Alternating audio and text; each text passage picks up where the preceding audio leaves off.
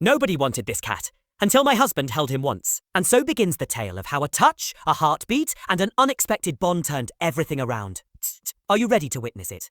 After 17 years with my faithful companion, silence settled in our home like a weight. As it wasn't merely the absence of purrs or the lack of soft paws padding across the floor. It was a hollow ache that seeped into every corner of my heart. Each empty room seemed to echo memories I wasn't sure I wanted to remember.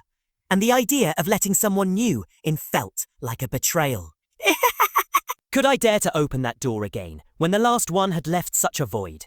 One morning, though, a subtle flutter stirred inside me, as though my old cat's spirit whispered, "It's time."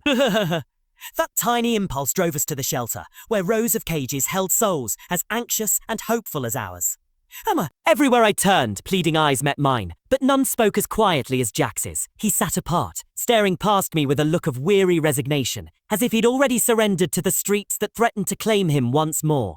Can a single glance hold so much sorrow, much sorrow? The shelter staff warned us Jax was unfriendly, difficult. If no one came for him in a few days, they'd have no choice but to set him free. Their words spun in my mind. He can't survive out there. Summoning courage, I knelt, lifted him gently into my arms, and whispered, It's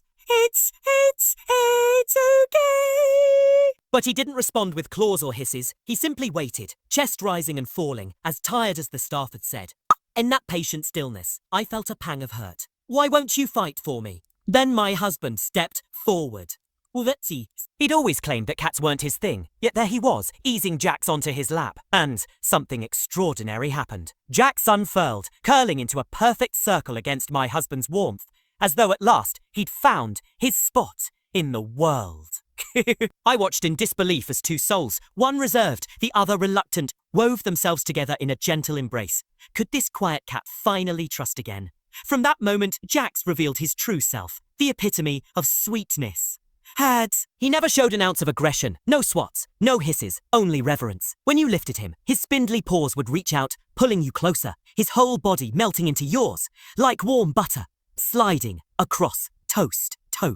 In those tender snuggles, it felt as if he was weaving himself into our very fabric, stitching together the ragged edges of our grief. How does a creature so fragile carry so much love? Every morning became a simple ritual of delight. My husband would rise, and like clockwork, Jax would dash ahead to the bathroom, climbing onto the counter as if brushing teeth were a royal procession demanding an audience. The sight was almost absurd. Two silhouettes framed by the soft light, side by side in quiet companionship. And yet, it moved me to the core.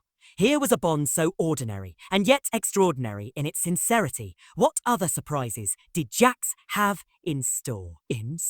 We learnt that Jax's tail had been broken, or perhaps malformed from birth. No one knew for sure. The shelter shrugged. The vet speculated it might never have healed properly. But whether by fate's cruelty or chance, that crooked little tail never pained him, nor did it dim his zest for life. Watching him dart through sunbeams, tail curling like a question mark, I marvelled at his resilience. What stories lie hidden behind those silent scars? For weeks after arriving home, Jax was a ghost in the halls. No meows, no cries, only the soft pad of footsteps at dawn.